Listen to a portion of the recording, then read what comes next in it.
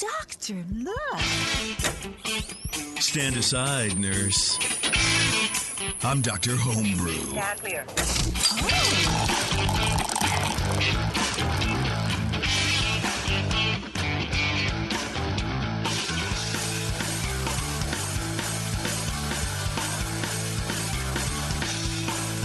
Hey, welcome everybody. It's another episode of Dr. Homebrew. We're here answering your homebrew questions in the form of bottled homebrew. So if you have a question that you want to ask, brew the question up, mail it to us, and we'll drink it and verify if you were correct or not.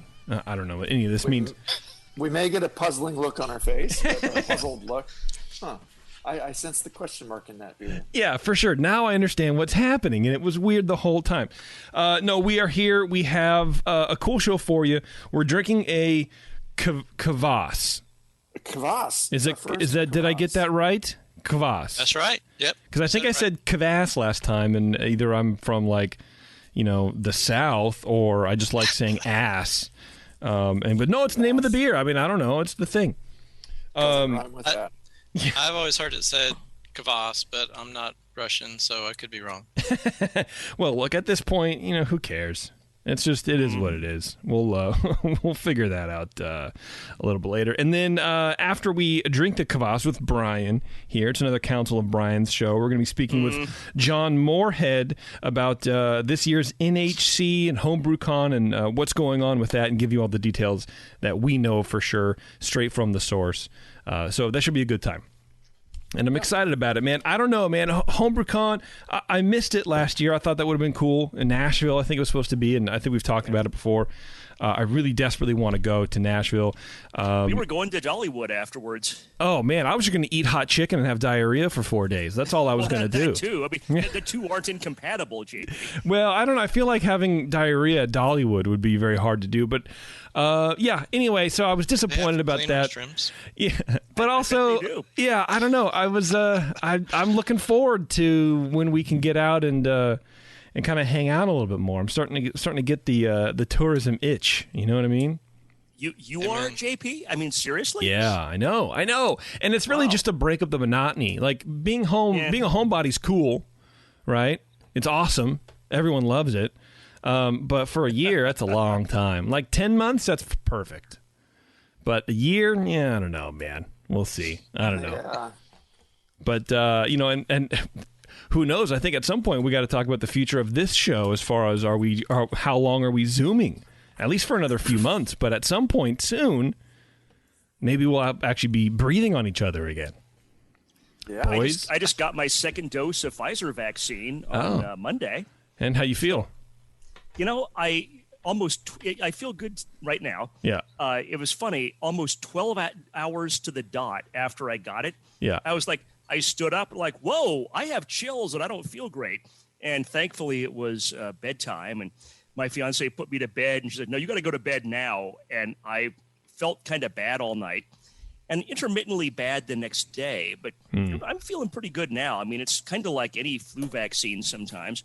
Yeah. It just means that with the second shot, it means that your immune system is working really good because it recognizes the intruder and makes a whole bunch of antibodies, and it's working overtime and it's getting it done. Yeah, well, let's kill that. Yeah, exactly. The way I figured that is there's enough time for the Bill Gates chip to really embed itself in your spine.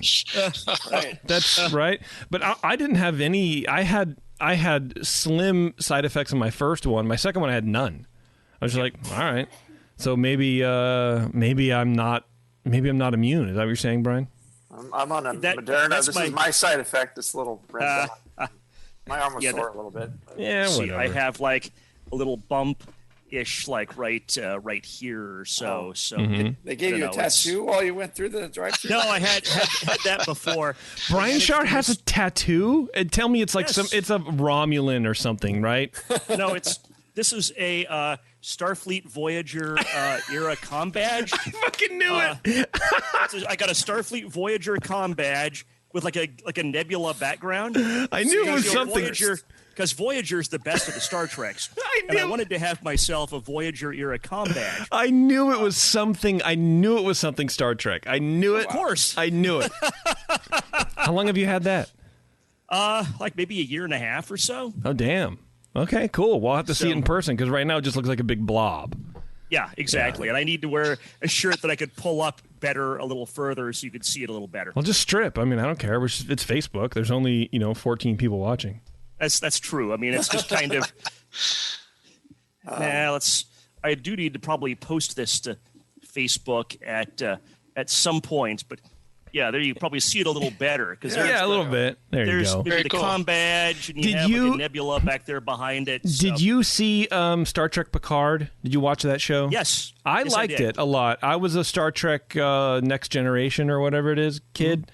I liked it. I liked Picard. I liked it. It was cool. I'm not really a Star Trek guy, but I think Star Trek Picard was better than The Mandalorian.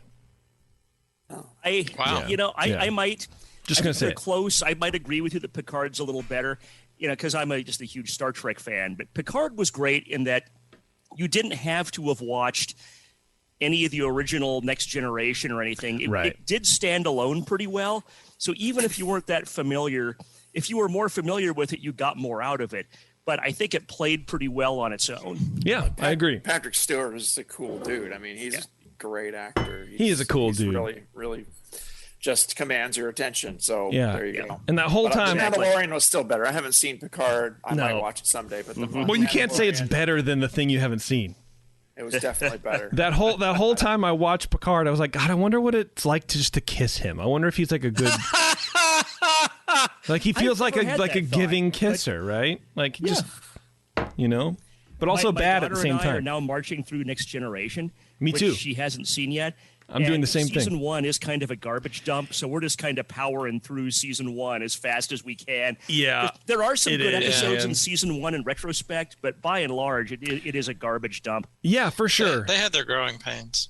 Absolutely. Like anything, man, anything. I'll tell you what, let's take a quick break before I forget to do that. We're going to come back. We have Brian here with a Kvass beer, which I don't know that I've ever had before. So I'm pretty excited to learn a little bit about this brand new style to me. Anyway, this is Dr. Homebrew, everyone. Hang on, we'll be right back. Dr. Homebrew, please report to the ER for code blue. Dr. Homebrew to the ER, please. No, and your tea time has been moved to 2:30. All right, welcome back, everybody. Thanks for hanging around. I'm about to pop this bottle of Kvass and welcome Brian on the show. Brian, welcome to the Council of Brians, led by Jason. Thank you very much. Thank you. Yeah, welcome back. Just curious, though, what did you sanitize and clean your equipment with when you were doing your brewing process? Just curious. That's never a good thing to hear. I was trying to segue into our sponsor, which I don't think we mentioned. Our fine sponsor, Well, 5 Star. PW and Star Sand. There we go. Of course. Is that a good? That's we love perfect. 5 Star, You did right? great. Go to 5starchemicals.com and learn everything you need to do to remind me to mention 5 Star because, of course, everybody else is smarter than me, so they already know to use 5 Star, but I need to be reminded all the time to talk about it. So go to 5starchemicals.com, email them, follow them on social media, thank them for supporting the show. Tell them that you really, really appreciate it because they're the ones who make this show happen. So thank you to 5 Star very much. Thank you for keeping our beers clean. I still haven't brewed again. I need to. I need to do some more home brewing, man. Yeah. And mainly because I have 5 pounds of PBW in my. Okay. So I've been working with PBW and Star Sand. I think since it came out. We're doing more beer. We had not BLC, but the Iota 4. Yeah. Then, PBW came out and Star Sand came out. And we're like, oh, what's this? This is really cool. It doesn't stain your fingers and your equipment or whatever. And I still confuse PBW and Star Sand. Just constantly. Luckily not in use, but Not just used, verbally. just Yeah. It's like there's a casino in Pacheco called the California Grand. No, the California Grand. California Grand. But there's a hotel in Disneyland called the Grand Californian, and I have never used the proper word, the right one, right? I've never called one thing the thing that it is. I call the hotel the casino and the casino because it's just interchangeable. Same thing with Star Sand and PBW. It's the same thing. means the same thing to me.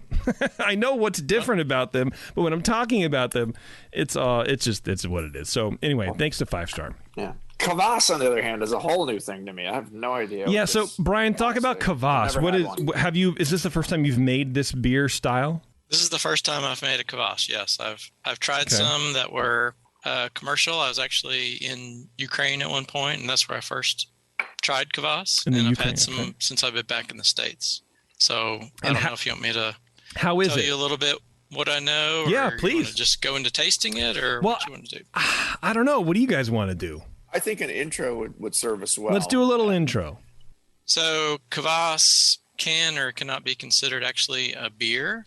Traditionally, it was made from, say, leftover bread that you would have, and you would soak that dried bread, and that would kind of be your mash, and get sugars out of that dried bread. Have these people never heard of croutons? I mean, let's go. It was kind of a farmer's thing where it's like, well, what do we have available to make some beer-like stuff? So that's where kvass comes from. It's traditionally rye bread, so it's going to be a darker drink. So this one I made was with rye bread as well. Okay. Do you bake the rye bread specifically for this, or is it truly like leftover rye bread? Traditionally, it would just be leftover bread. Yeah. Now, you could make your own just for the purpose of making a kvass. In my case, I had bought some rye bread, and I let it dry out, and I used that. Okay. Very cool. Yeah, I mean, I'm tasting it right now. It's very sort of right up my alley. And what kind of that's good. Let's get into the beer. Let's do the beer, and then I want to ask some questions about tasting and stuff. So I'll tell you, too, the first time I had it, I did not like it. I was in Ukraine to adopt my daughter. This was probably about 17 years ago, and was trying all the local stuff, and kvass is a pretty big deal in Russia and Russian-influenced countries, so I had to have it. And it's kind of weird because it comes in these 2-liter soda bottles and kind of looks like a soft drink like Coca-Cola, but it's not sweet. It doesn't taste like soda at all. Yeah. And it doesn't really taste like beer to me. I don't know. It's really hard to describe, but I didn't care for it the first time I had it. I don't even know if I finished the bottle. I just pitched it. But over time, I got more and more interested. There was a little Russian store near where I work, and I would go in and buy things that were Russian or Ukrainian to bring home and let the family try. So I was like, well, let's give kvass another try. And it kind of grew on me. So I thought, maybe one day I'll make a kvass. Yeah, that's cool, man. Yeah. That's cool. All right, Brian Cooper. All right. Why don't you go ahead and start us out, brother, on this kvass? I will. So cracked the bottle. It had a nice hiss. I guess we're calling it Category 27 historical styles. A good place to put it, I suppose, even though it's not specifically called out there and there are no guidelines in the BGCP. I kind of looked around at some online sources. Sorry about that. Had interesting descriptions for what to say about it. We'll go into that later, but I'm just getting into the aroma. It is it's a very bread-like aroma with crusty and light toasty notes. Not getting obvious sourness or funkiness in the aroma, and there's no hops. Only there's some bread yeast like scent definitely in here as well. Not just like the bread graininess, but some yeastiness, like opening fresh pack of baking yeast and sniffing in there as you're during the COVID apocalypse, baking all those loaves of bread that you do. I did that for a while, and then I just went back to buying it at the store because it's better than mine. But oh man, I got bread in the oven right now, sandwich bread. Nice. Oh, awesome. It just took up too much of my Sunday. Anyway, I digress. You can make a kvass with that, JP. Yeah, with just plain white sandwich bread. Kvass bread, yeah. You make it from bread and then make it back into bread. Put it in your bread. Oh shit, right? Man, that's crazy. There's a low spiciness, like grainy, kind of rye-like, not hoppy or phenolic spiciness. And if there's any fruity esters here, they're really low. It's not a super fruity smelling beverage at all. Color-wise, it's a nice dark, kind of dark amber, nice and clear. Poured a low white head that stuck around moderately well, and faded to kind of a collar, fine and some larger bubbles and a little cover. Just some striations of light wispy beer foam across the top there. No, it looks good. Like you said, it looks like it could be a soda of some kind. It's like a light amber ale almost. It looks beer-like, actually. Yeah. It really does. You know, it kind of throws you off when you taste it, in my opinion, anyway, because you have an expectation of like beer or something, and then you get that little bit of lacto, and it's like, whoa, what is this? Yeah. So yeah, the flavor, again, it's got a pretty big bready focus, like a rye bread, crust, just like the nice top of the crust, medium, low, neutral maltiness alongside that, kind of behind that, I guess. You have to put malt in it to be able to call it a beer, I guess. So Right. for them to sell it as a beer beverage. Can't just be bread. There is a faint tanginess in here, like a hint of citrus fruit, I would say. But to me, it's fairly backgroundy. I kind of, when I didn't get it in the aroma, it was like, okay, yeah, there is some there, and that's a nice little light minor tang, but it's not super prominent. There's no bitterness or obvious hop in the beer. I mean, there might be a tiny bit of bitterness. It's really low. I mean, although you do get from the spiciness of the rye bread, the bread-like qualities, you get a little bit of an impression of something backing up. It's not sweet. It's pretty, finishes pretty dry, and there's some boldness to it. It's actually, for such a light ABV beverage, it's pretty flavorful. So yeah, the balance is definitely to this bread-like quality that it has, and it finishes with a light little breadiness and tartness in the finish. Not super tart.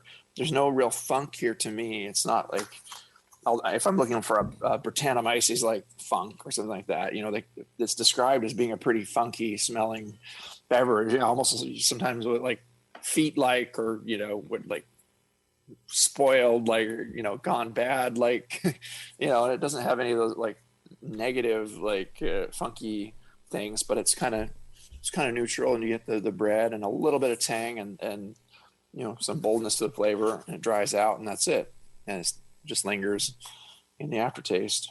Mouthfeel wise, medium bodied, medium carbonation, no warmth or astringency. It's not creamy or anything really. I would say it's a fairly mouth filling impression, but also at the same time it's somewhat quenching, I think, because of that little tart edge in it. So it's kind of unique in that way. But yeah, it's actually I didn't know what to expect going into this. It's a unique and definitely more enjoyable beverage than I initially feared. Seems like from the descriptions I'm reading, maybe it should be a bit more tart. I will rely on Brian's impressions of what you tasted over there, and I imagine there's probably some variance to that. Definitely, as it's kind of an artisanal product in some ways, I think, too, and everybody makes theirs differently. Probably different regions have different ones. Oh yeah. But some will be more tart than others. Some will have more whatever. I'd like to know what the range is there, and it seems like it'd be fun to explore. But I would personally prefer it a little more tart. I think that would make it a little more refreshing yet, and kind of play off that bread in a nice way. Yeah.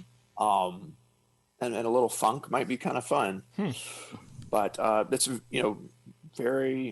it sounds very close to as it's described in various sources, and very bread-like, cool beverage. So I guess just my advice is just make it a little more kvassy somehow. Kvass it up somehow. But I gave it a 38. I thought it was as advertised.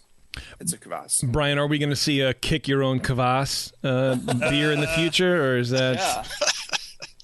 Kick your own kvass ale. Yeah. All right, Brian Shar, let's do it, buddy. Now all I can think about is that kick your own kvass ale, which sounds pretty good. Yeah. Yeah, I've never had a kvass before either. And unfortunately, I'd opened this up like right when I got this a while back, and I don't have a bottle in front of me, so I'm not going to probably add a lot to what Brian had said. The aroma aroma is kind of low overall, what you expect for kind of a low gravity beverage like this. Lightly bready, no hop aroma, no esters. The bread is the dominant character, like a rustic brown bread, like you would expect, because that's the primary ingredient of this. I didn't get any sourness in the aroma. Also didn't get any off aromas. I gave it 6 out of 12. Appearance, light brown color, slightly hazy. Low and persistent head, 3 out of 3. Flavor, I thought initially the flavor was a low bready and light sourness. So it certainly wasn't, a goose, but there was some lacto sourness there. No hop flavor, low hop bitterness. It's clearly a sour beer, well attenuated. Balance is toward bread, which is like a sentence I never thought I would write or say. It's like having a sandwich. I'm down at Luigi's. Yeah, the balance is toward the bread. Luigi's is good. Finish is medium long and bready, so 13 out of 20 on that. Thought the body was medium, low carbonation, no warming, creamy. I think I wanted a little more carbonation in this, but ultimately 4 out of 5. Overall impression 7 for a total of 33. This is an interesting beverage I've never had a chance to try. On the one hand, I expected more sourness, but then not everything has to be Cantillon that is sour, and I think this is probably sour to an appropriate level. I mean, Brian, you would know that better than us because you've had this before, so you would kind of know the degree of sourness that should be there. Thanks. I have a note. Thanks for sharing, which is I do thank you for that. But I also didn't get like the caraway seed note from what we think of as rye bread. It's not required to be there, but that's an interesting thing that, at least as Americans, we associate the flavor of rye bread more with caraway than with rye, because that's the spice that gives it that, quote, rye flavor. And that's probably not something they do in Russia. I mean, it's probably more of a European-American thing to put in your rye bread. Yeah, that's a good question. Is that appropriate? Would you get kicked out of the country for putting caraway in your kvass? No idea. No, we expect you to be the expert just because you went there once and it's been some time. I can tell you what I put in the kvass. That's about it. Let's talk about that. I'd love to hear it. What did you give it, Brian? I gave it a 33. Okay. It was kind of hard to know where to put it, but it kind of hit most of the marks. Yeah. So I'm like, hey, Agreed. Yeah. I realized it was kind of a stretch to be able to judge it since there's no BJCP guidelines on kvass. So what can you do? Yeah, right. I can go over the recipe if you'd like. Yeah, please do. So 6 pounds of rye bread. So I bought some organic rye bread and dried that out, and that went into the mash. And I also had 2 pounds of pale malt I put in there, and 12 ounces of rye malt and 12 ounces of special B. Oh. Sometimes the kvass will have raisin in it, so I did add some raisin, but I thought the special B might give it a little bit of that kind of character as well. Wait, how much special B? Did you say 12 ounces? 12 ounces, yeah. Wow, that's a lot of special B, and I don't recall tasting that much special B in there, even though it's been a while. Interesting. Had some rice hulls just to help with the, going through the mash and not having to get stuck. Yeah, you had a lot of rye in there.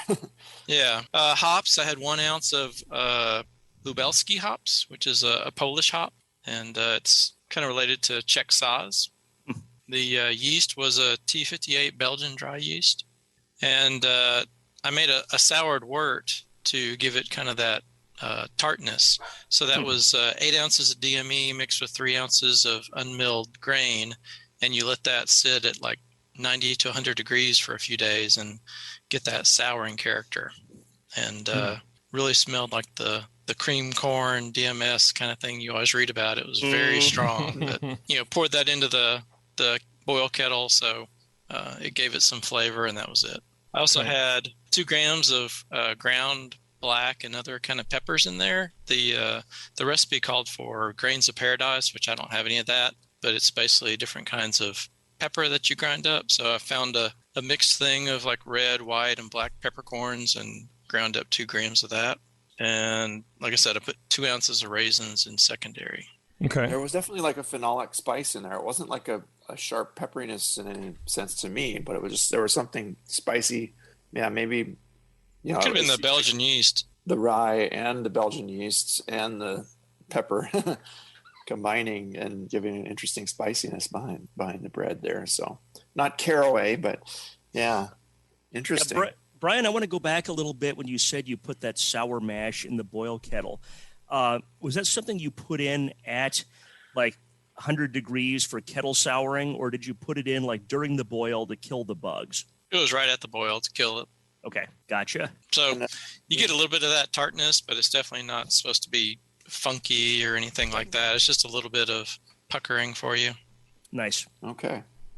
And is a Belgian yeast a common one that's used in recipes for this that you've seen, or what made you choose that? I mean, it worked nicely for you, but yeah, reading that Lars Garshall book, it'd probably be appropriate to use just like a standard baker's bread yeast. But the Belgian yeast is one that the AHA called out. They had a recipe online, and I kind of took that as my guideline. So it sounded good to me. I've never been brave enough to ferment beer with bread yeast. No, I don't want to do that either, I man. would like the result on that. Yeah. It'd be interesting to try it though with a small batch and just see where it goes. Yeah, the AHA, I think they called it the Czar's Kvass, if you want to look that up. And theirs was a little bit more malt forward. I think theirs was about 4% alcohol. Mine came out to be 2.5%. Yeah, it's very light, but very flavorful. So yeah. Fun. Yeah, I like it, man. It is definitely interesting. I don't know that I could drink 2 liters of it.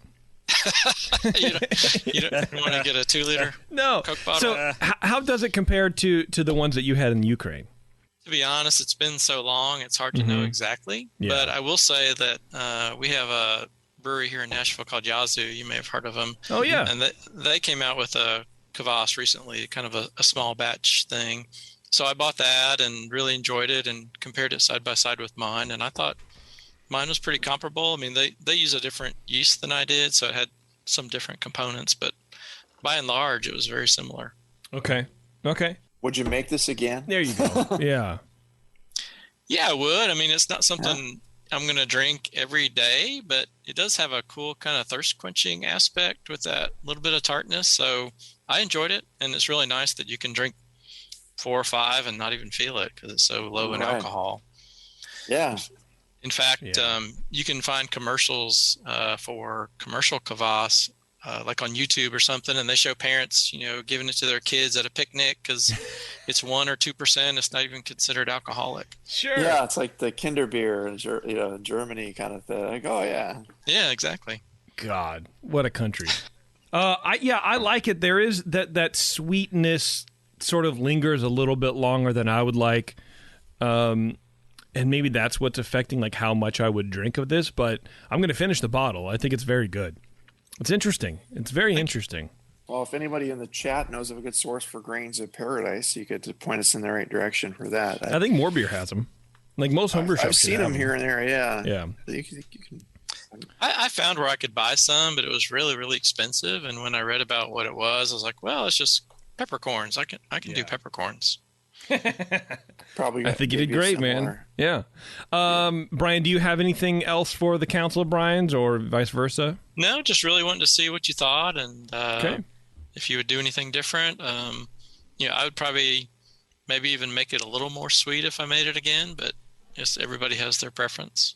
I didn't think it was too sweet. It felt pretty. It dried off nicely, and it left the bread shining through. A little sweetness might accent the bread and give it a little more fullness too, which is kind of nice. It's supposed to be kind of full, I guess, in the mouthfeel, which not like a barley wine full, but for such a light beer, it carries a fair amount of weight and just everything that's in there. So, yeah, it's hard to give you a lot of real specific feedback, but I think it is. Yeah, it's just for fun. Yeah, follow your instinct and just experiment around with it and have some fun. What do you think you're going to do differently next time? Because I'm sure you'll make it again, right? Or maybe you won't. I don't know. I would like to bake my own bread next time just to make it more homemade homebrew than this time since I bought the rye bread. So I think that would be fun to do your own bread and take it from the oven to the beer. Well, and I wonder if, you have the commercial, well, you said it was organic, but there are, organic, preservatives in there. And I wonder if you strip it down to just flour and yeast and water, and then, maybe whatever you want to put in there. I wonder if that'll affect the flavor a little bit more. I don't know. You know what I mean? Commercial bread versus homemade bread. You get like those you got extra, the bread, so you can make one and let us know. I'll do it. Sounds good to me. All right, Brian. Well, if that's it, we'll let you go, man. Very good. Well, thank you. Cool. All right. Appreciate Thanks, man. the feedback. Yep. No problem. Thank you. Appreciate you sending we'll this in. We'll have you man. on the next show too here. So yeah. Sounds might good. Be seeing you again very soon. Cool. All right. See y'all soon. Yeah. Thanks, man. All right. We're going to take a quick break. We're going to get back on the line here with John Moorhead talking about HomebrewCon and NHC this year and what we can expect from that moving forward. Hang on, everybody. It's Dr. Homebrew. We'll be right back.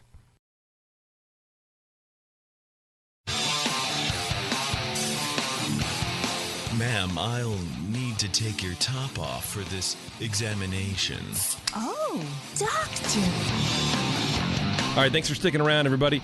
Welcome, John Moorhead from the Brewers Association. Okay, Yeah. I just want to make sure I get my... American Homebrewers Association. There you go, yeah, because I get my acronyms. We covered this in the beginning of the show. I have names in my head, and I've been doing this for so long that, like, it's all the same, and I just always question whatever I do. So, anyway, John, thanks for coming on, man. I appreciate it. Yeah. Usually when I see him on the stage, it's usually at HomebrewCon, some other festival. Like a nice weird suit. Yeah, exactly. Bow tie, right? Yeah. Well, and it's also been a year since I've had to even think of those acronyms anymore. You know what I mean? And it's usually because we have GABF, we have NHC, we have HomebrewCon, we have these things to sort of like keep us in the loop, and we've been out of it for a year, so it's almost like starting over again. Yeah, man, brand recognition. It's a real thing. You can say John with the AHA, part of the BA, he runs the NHC and HBC. It also helps with GABF. It takes a little while to get used to this. Yeah, it does, man, for sure. But hey, I appreciate you taking your time in the evening to come on and talk to us a little bit about this. So what we wanted to cover basically is what's happening with NHC this year, what's happening with HomebrewCon. We want to talk about judging. All that kind of fun stuff. So I guess let's just start with HomebrewCon. How's plans looking for HomebrewCon this year? It's many of you have seen, either watched the show or you three on the show. It's obviously we're going virtual this year. Really, we're waiting for that 90-day window that allows this clause called force majeure, just a fancy way of saying allows us to get out of a contract if something crazy like a pandemic is happening. And a year ago it was an obvious decision. This year it was kind of like, let's see how things roll out over the fall and winter, and it didn't exactly go the way I think we all were hoping. And no, it really didn't, man. Yeah, God. It's a bummer, but I think the saving grace is that we went through the virtual thing last year pretty quickly. I think we planned it in like 5 or 6 weeks, which was a lot to do. And this year we had a little bit more time to plan it through and learned how to put on a virtual conference last year. Yeah, that was uncharted water there. And so I think we have high expectations this year, and I think we're definitely ready to meet them. Yeah, excellent. One of the cool things last year was that people from just all over the world were able to take part, and even if you couldn't afford a plane ticket, to the U.S. to be there, there was a lot more worldwide presence, I felt, and just people that wanted to be a part of it, and normally sometimes couldn't, not all of them anyway. So the chat was cool. Was really cool. Yeah, like that was one of the most fun features it was actually the most seminars I've seen, because usually I'm running around doing the competition, right? Other stuff, but that was a cool experience for me to see seminars and live, and also just kind of tread, as you said, uncharted waters. and see that chat. That chat was really cool. Yeah, it is almost like we sort of make the best of things, just as human beings in general. But homebrewers, we're sort of used to adversity, and like, well, I spilled a bunch of stuff, so let me see if I can clean up and salvage this beer. And it's like, I feel like it's the same thing with the competition, right? And just the conference in general. It's like, well, we got to put it on, so let's make it the best thing that we can do right now, and then just plan for next year. So, what do you think you learned last year that you're going to be leaning on heavily for this year's production? So I think, one thing was definitely working in taking feedback from the members in the survey. Mm-hmm. There were a bunch of things we learned kind of internally on like how to produce it from beginning to end. But as far as feedback, we wanted to see what members liked and didn't like, or what struck well and didn't strike well. So the meetups were really popular.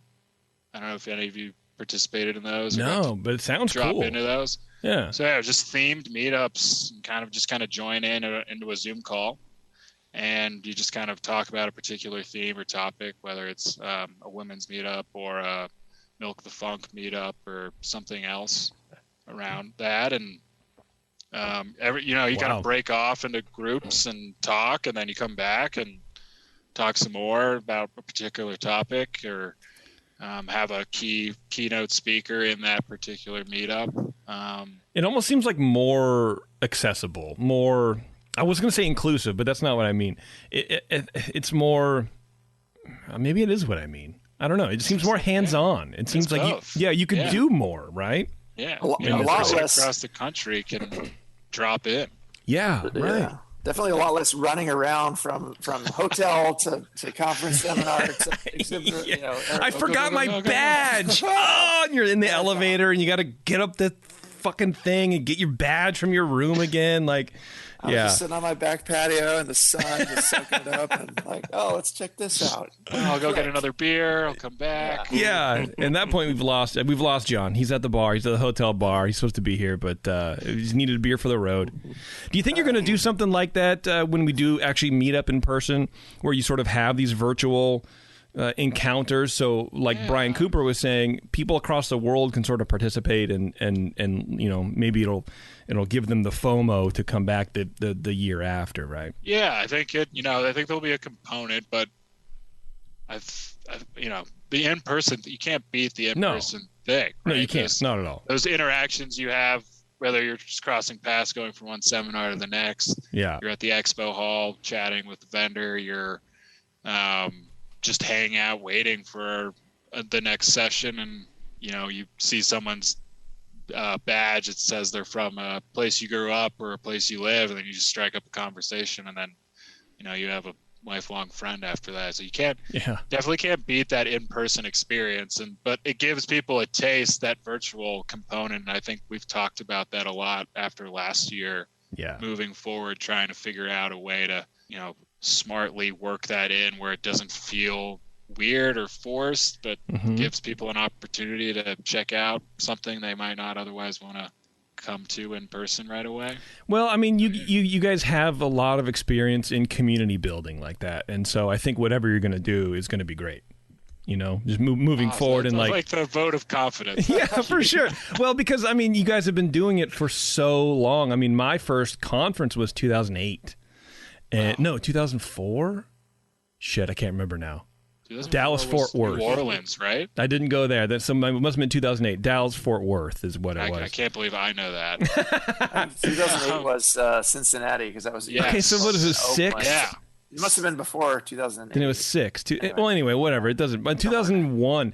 Now I want to know, but I'm gonna just leave that alone. Anyways, but seeing the homebrewing community sort of grow, and it does revolve around the conferences and the competition, and I think that's very much in how you guys handle outreach for homebrewers and get people involved. And you guys do that really well. I guess that's what I'm trying to say. Yeah, I think it's a culmination of everything we try to work on. Yeah, it culminates at the conference, but it's everything building up through that. Whether it's helping a state fix some legal issue, whether it's legislation or regulatory, or just clearing up confusion between two parties, or if it's Yeah.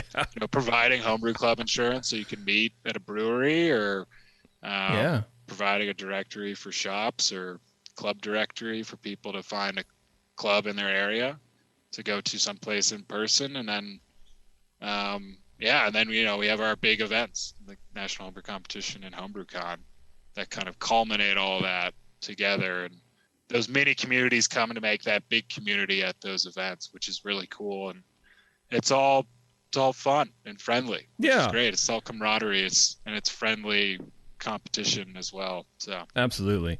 One of the downsides about not being able to meet in person this year is that masks are one of the things that can really help alleviate the fart in the elevators. And I feel like this was our chance. This was our year, guys. Narrow it down to elevators, man. I'm talking the club night, or brewers night kickoff, my room. This was going to be our year. Nowhere safe. The year of homebrewers breathing easy, but apparently, anyway. Let's chat a little about the competition. John, how are you guys handling that this year with the social distancing? I'm sure that's all involved, and all that kind of cool stuff. Yeah, incredible world-class events team helping put that on, and really didn't really have a plan to do anything like this until seeing Great American Beer Festival competition put it on, and seeing how much work they did to make it happen extremely safely and as best you can. There's obviously risk gathering people together, but the amount of how stringent they were and how on top of it they were going into planning, and like communication wise and overall logistics and operation, it was just incredible to watch. And I participated in it because I was like, maybe this could work. Yeah, sure. And maybe just also just watching that competition happen in person is something really incredible. And you see 9,000 beers judged normally in 3 days. It's wild to watch, and how it all just functions, all these levers and wheels. Yeah. So a lot of things we did was we have this big warehouse in Colorado where we do a lot of the sorting and keg receiving for our conferences and festivals. And we thought maybe we could use this as our judging. It has, single pass-through ventilation. It's 20,000 square feet. GABF did judging in 3 weeks, 6 days a week, which is a lot, to say the least. Yeah. We pretty much had a new group of judges coming through every week. But wow, for this, we some things we learned was we put a lot of space in between tables. I think it was 25 feet. Good. We're shrinking that down a little bit to fit 10 tables, but it's only 10 tables a day, 4 judges at each table. Okay. And the way that the structure of GABF and basically what NHC is adopting is you have 2 sessions a day, and you have judge pairs judge 3 flights in parallel, so not one beer at a time. They judge all 8, 9, 10 beers at once, feedback, and then discuss with the judge after judging those beers, and then move on their top 3 to the next round. So think of every category as having its own kind of March Madness bracket working its way to that final table. Okay. So so usually a category will have usually 3 or 4 rounds to get to that final table, and then you have 4 judges choose the winner, the first, second, and third place. And things are it's over a week, so things it's a little bit more complicated than just busting it out in a couple days. But for the health and well-being, 4 judges at a table, 6 feet apart for each judge at the table, so they're kind of in this square. And then while they're judging, they have to be wearing a face shield, but no mask, obviously. Okay. And then while walking around, every other person in the building is wearing a face shield and face mask at all times. Cut down on the amount of touching done. So table captains are wearing gloves. They're in the staging room. They're preparing all the beer. They bring it out. The stewards bring it out to the judges.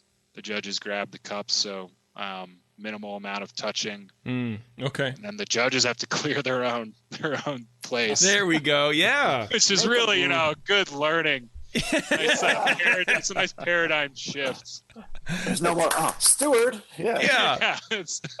No, clean yourself up. But I mean, that's just some of the things. A lot of signage, a lot of one-way street stuff going on, in and outs, and big aisles, and it's a beast for sure. It's 100 people max in that 20,000 square foot warehouse at one time is like our cap.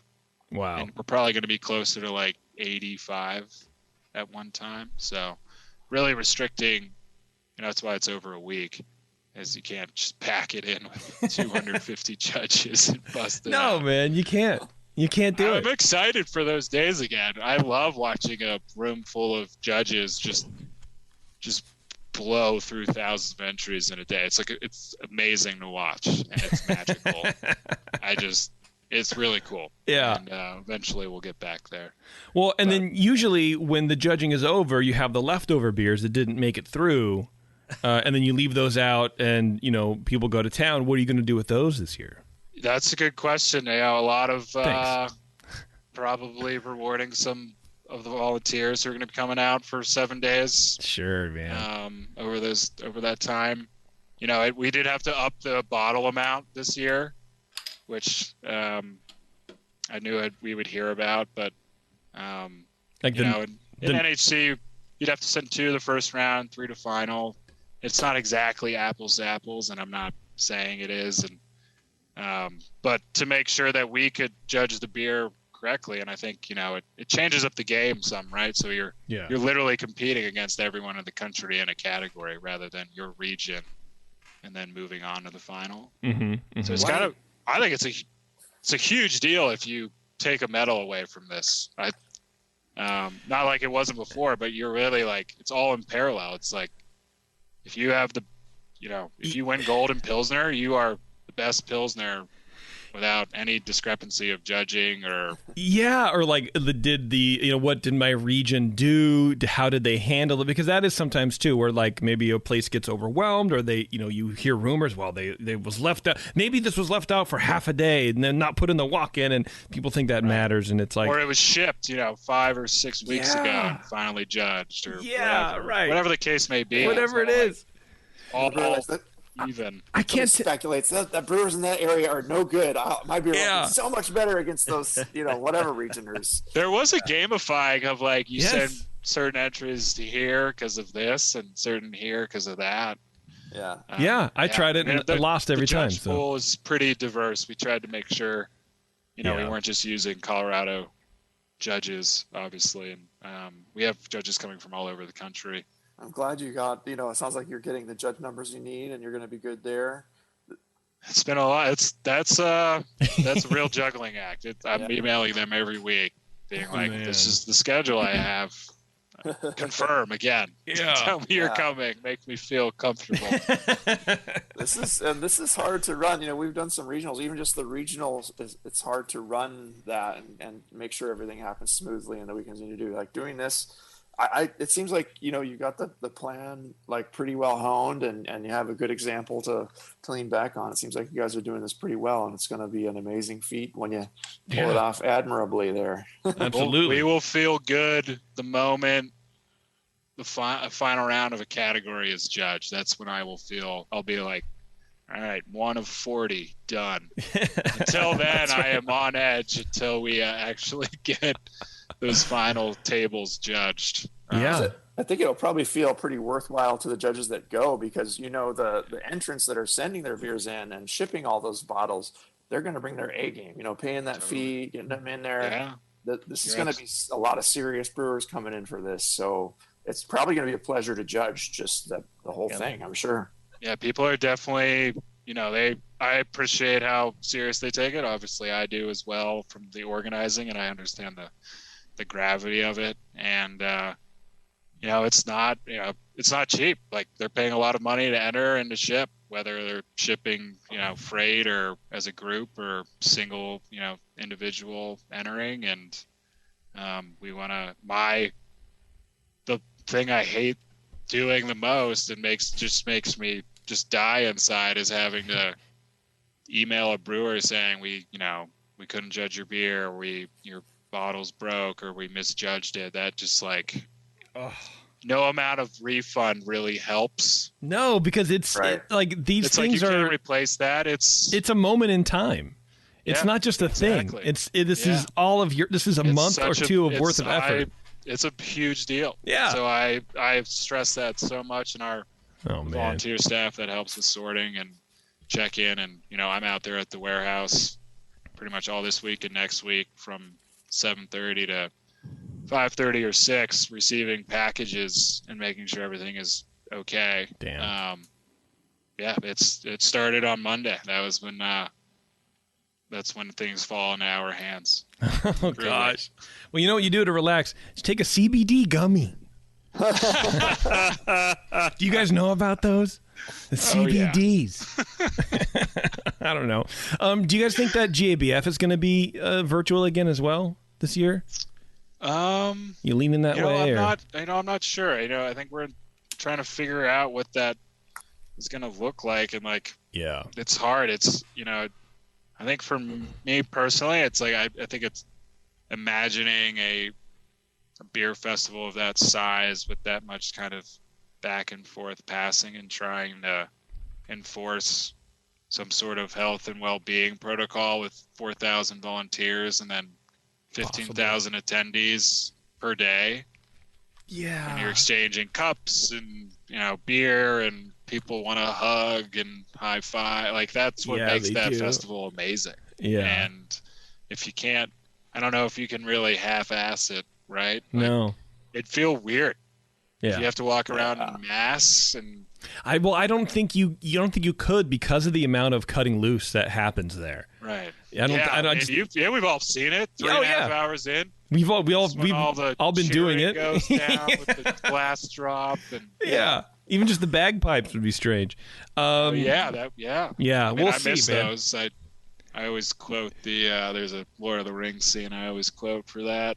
What is it? When they're walking in and they're taking and they just extort my nerdiness on you when in the Fellowship, when they go into Moria and they find the book and it's describing everything that happened about everyone dying and all the skeletons, and it's like they've taken the drums in the deep, they've taken the second hall, and I usually stand up and film it with my old coworker Matt Bowling, and it's just a weird fun tradition. Everyone has those for GABF. Yeah. I love it, man. There's no rhyme or reason to it. We just do it. No, you're right. Exactly. And I never thought that I would hear anybody say, what I miss about GABF is the bagpipes. Because it's one of those things where you're in it and you're like, whoa, that came out of nowhere. Okay, here we go. And then it starts, and then afterwards you're like, yeah, it's a cool touch. Don't get me wrong, but it is in that moment, sometimes I'm like, wow, that is very, very loud. But it starts people off, man. It gets people going, and it wouldn't be the same without them. So, I definitely know what you mean. It's that sound starts the fun. Yeah, it's the flag drop of the fest. Yeah. So, yeah. All right, John. Well, if anybody else has any questions, fire away. If not, we'll let you split. Brian, looks like you ready to say something. Oh, I was just going to say I haven't seen John in person for since I think at Ghost Town, or was it? I don't know. Yeah. Or maybe he came out man. when judging at Ghost Town in Oakland, and Doze was running things there, and so last year was a little different. We didn't have a conference, and I would have been.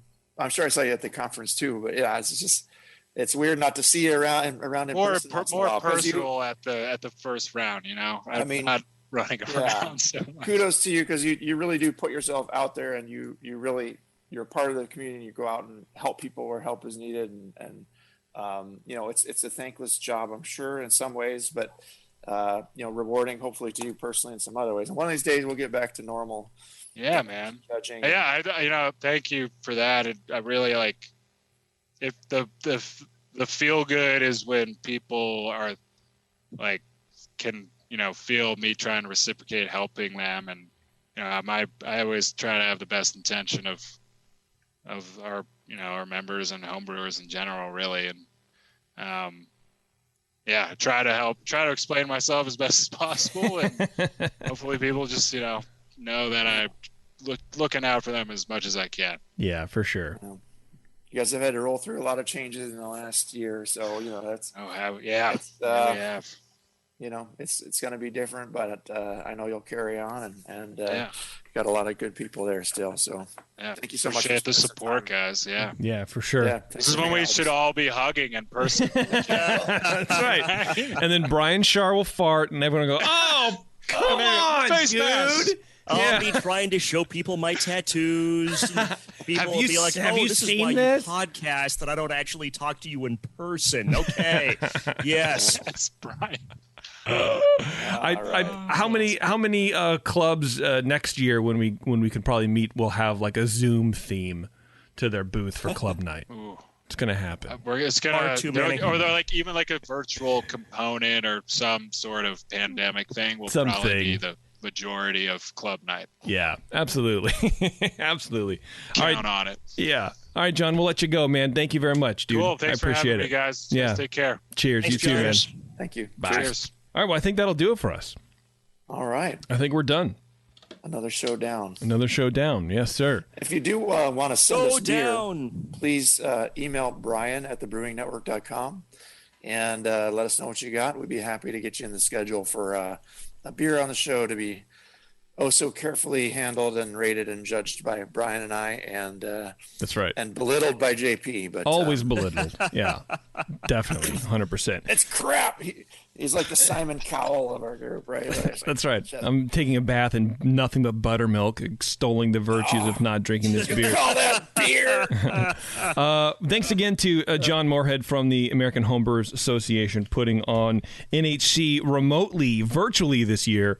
Again, and it's going to be, I think it's going to be a good time. So if you're not signed up to do that or registered to go or attend or whatever the term is for virtual things, go do that now. Go to the AHA website and sign up. All right, Brian, the Council of Brians is going to adjourn for a second. We're going to take a quick break. If you're listening live, give us, I don't know, a couple minutes. Brian, do you have to do anything? Brian Shar, do you have to do something weird during the break? Probably, but I'm not going to talk about it on the air. No, that's too bad. All right. I appreciate that. So give us a couple minutes. I'll get the other beers in here, and then we're going to start the show up here. So, within 5 minutes. But yeah. I finished my Kvass, so now I need a real beer. Yeah, a real beer. All right, everybody. Thanks a lot for tuning in. I really appreciate it. Take care of yourselves. Take care of each other, and we'll see you soon.